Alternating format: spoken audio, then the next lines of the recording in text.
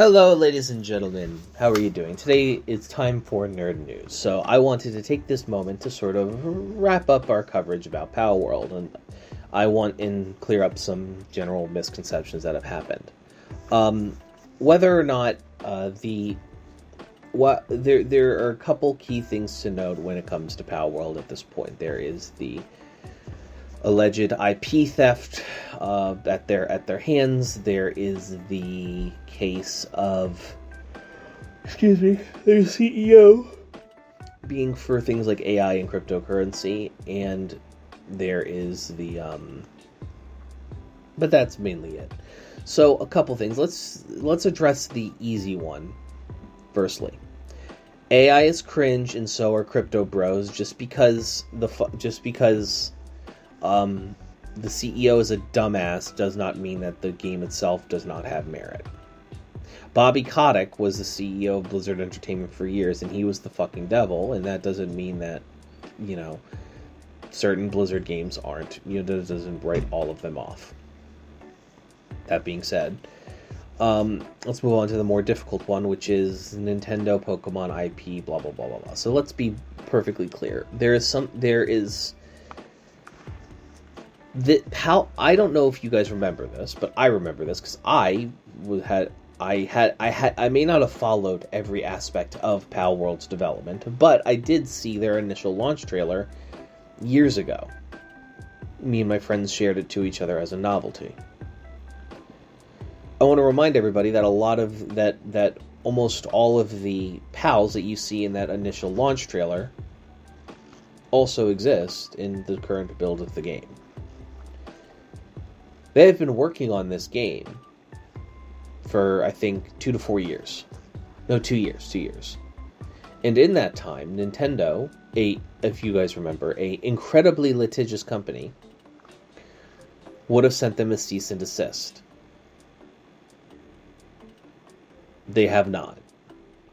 The only reason why they put out the "we're going to investigate"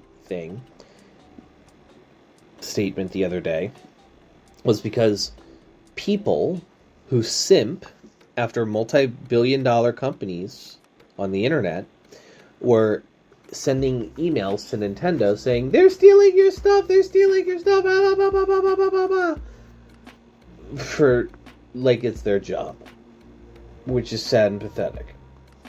I don't care how much I simp for a game. I don't care how much I love a game series.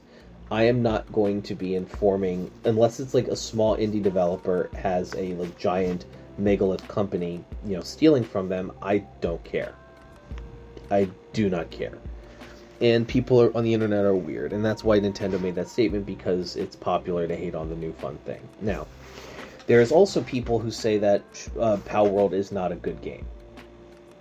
Now, just to wrap up the previous point, yes.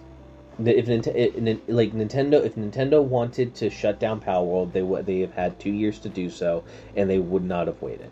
Fact of the matter is that within 2 days of Power World releasing, somebody had already made a Power World asset mod that allows you that replaces the PALs with actual Pokemon models, and within hours, that was ceased and desist into the ground, and you can no longer find that download file outside of piracy sites. So, no. Nintendo might have a case because people keep bitching to them about it. In Power World may not solve the squint test being the concept of does somebody looking at these two games, can they confuse the two of them at a glance? Which I would argue, no. They wouldn't. But back to the last third point where people are saying Power World is not a good game.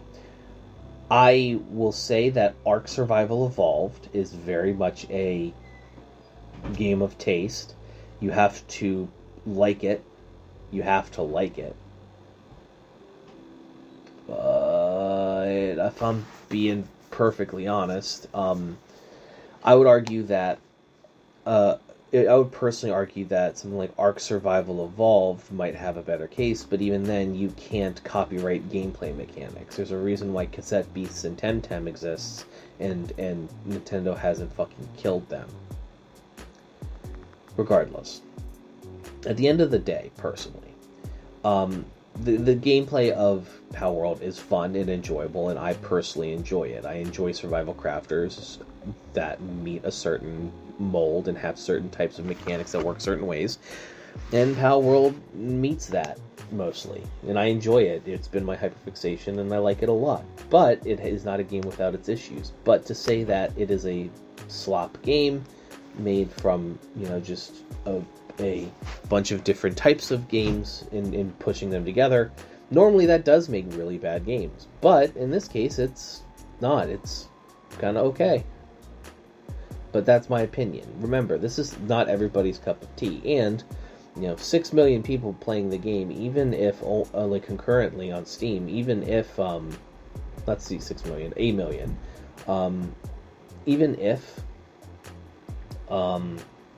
that tapers down to like 100,000 concurrent players on Steam, and that's all they have that play it going forward after it falls off, so be it. It's it's not everybody's cup of tea, but I don't think writing off a game is bad. Like I can dislike games for a lot of reasons, but bad games are ones that are just patently unplayable or unrefined. There are games that I have played a couple on my channel that are itch.io games that are very, very much good examples of this. But that being said, I have my own tastes, other people have their own. God knows that I keep trying to get some of my friends to play the Elder Scrolls. God knows that they want me to give things like Mega Man a shot.